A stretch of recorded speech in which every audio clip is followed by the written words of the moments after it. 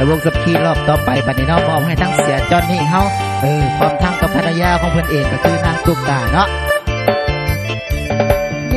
นสวรรค์ดินแดนของคนร่ำรวย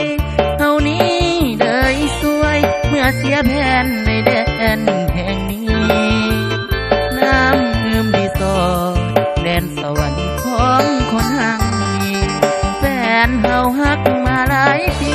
พบหนุ่มเศรษฐีน้องก็เปลี่ยนใจก่อนเจ้าไปเหตุการณ์อยู่แดนสวรรค์น้องให้คำมันสัญญาว่าสิบ่ฮักใครแต่แล้ววันนี้คนดีกับมีหลายใจแฟนของเฮาที่สัญญาไว้คือขอคนใหม่เปลี่ยนใจเดิมลาน้องโทรมาบอกมาลาว่าสิเอาผัวพ่อปานมาพังพาหัวหูตามืดมัวเมื่อยินคำลาโทรมาบอกอายอยากให้ไปร่วมงานวิวาทอายอยากไปน้องลาแต่หยาดน้ำตาเลยพางานดองแดนสวรรค์เจ้าเอ๋ยจงอวยพรใส่ให้เขากับคนหาใหม่ขออย่าได้พบความเศร้าหมองคนจนบุญน้อยจำต้องถอยห่างเมียเนื้อทองชาตินี้อายบ่ได้น้องอายกะสิขอชาติหน้าถ้ามี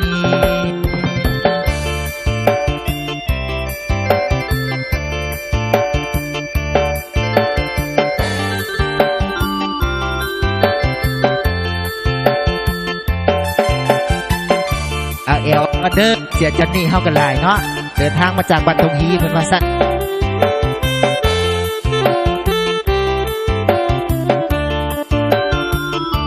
น้องโทรมาบอกมาลา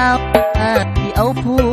วพ่อปานมาพังพาหัวหูตามืดมัวเมื่อยินคำลาโทรมาบอกอายอยากให้ไปร่วมงานวิวาอายอยากไปอยู่เด้อน้องแต่หยาดน้ำตาเลยพางานดองแดนสวรรค์เจ้าเอ๋ยจงอวยพรใส่ให้เขากับคนหาใหม่ขออย่าได้พบความเศร้าหมองคนจนบุญน้อยจำต้องถอยห่างแม่เนื้อทองชาตินี้อายบ่ได้น้องอายกะสิของชาติหน้าถ้ามีเชื่อ